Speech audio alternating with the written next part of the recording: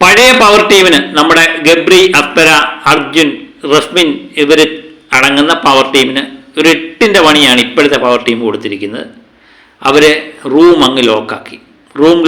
ഇവരെല്ലാവരും അതിൻ്റെ കൂടെ ഗബ്രി അവിടെ ഉണ്ടെങ്കിൽ ജാസ്മിൻ കാണുമല്ലേ, ജാസ്മിനും അതിനകത്ത് അകപ്പെട്ടു പോയി. അപ്പം പിന്നെ അവർ പറയുന്നത് ഇനി ഇത് തുറക്കണമെങ്കിൽ ഗബ്രി പവർ ടീമിനോടും ക്യാപ്റ്റനോടും അവമര്യാദയായി പെരുമാറി അതിന് മാപ്പ് ചോദിച്ചതിട്ട് മാത്രമേ തുറക്കത്തുള്ളൂ എന്ന് അവർ പറഞ്ഞിരിക്കുകയാണ്.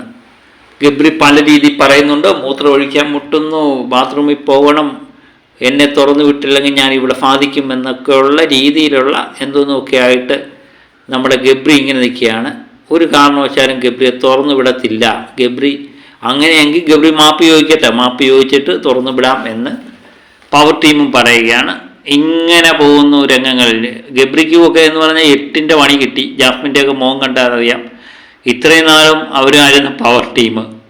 അവരുടെ കയ്യിൽ ഈ പവർ ഉണ്ടായിട്ട് ഇത് പ്രയോജനപ്പെടുത്താൻ ഇവർക്ക് കഴിഞ്ഞില്ല. ഇപ്പം ഇവരൊന്ന് പരീക്ഷിച്ച് നോക്കിയത്. ബിഗ് ബോസിനോട് ആവശ്യപ്പെട്ടു ഇവരുടെ റൂമൊന്ന് ലോക്കാക്കാമോ എന്നാവശ്യപ്പെട്ടപ്പം നമ്മുടെ ജിൻഡോയും ശരണ്യയും കൂടെ ചെന്നാണ് പറയുന്നത്. ഏതായാലും ക്യാമറയിൽ നോക്കി പറഞ്ഞു കഴിഞ്ഞപ്പോൾ ഈ റൂം അങ്ങ് ലോക്കായി.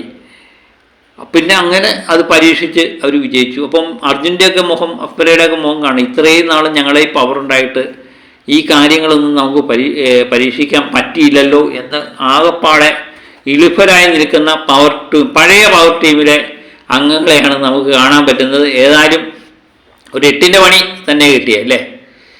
ഏതായാലും ജാസ്മിനെ, ഗബ്രി, അർജുൻ, അപ്സര, നമ്മുടെ റസ്മിൻ ഇവരെല്ലാം തന്നെ ആ റൂമിൽ അകപ്പെട്ടു പോയിട്ടുണ്ട്. ഇനി ഗബ്രി മാപ്പ് ചോദിക്കുമോ അതോ ഇവർ തന്നെ തുറന്നു വിടുമോ അതോ ബിഗ് ബോസ് ഇവരെ തുറന്നു വിടാൻ പറയുമോ അതോ ഗബ്രി ഇതിനകത്ത് 1ഉം 2ഉം സാധിക്കുമോ എന്നൊക്കെയുള്ളത് വരും മണിക്കൂറിൽ അറിയാൻ പറ്റും. ഇപ്പം ലൈവ് നടന്നുകൊണ്ടിരിക്കുന്ന കാര്യമാണ്. ബൊമ്പനടിയാണ് നടക്കുന്നത്. ഏതായാലും പുതിയ പവർ ടീം ഒരു ഫയർ ഗെയിമാണ് കളിക്കുന്നത് എന്ന് തോന്നുന്നു. കൂട്ടത്തിൽ നമ്മുടെ ജിൻഡപ്പനുമുണ്ട്, നമ്മുടെ ക്യാപ്റ്റൻ ജിൻഡോ.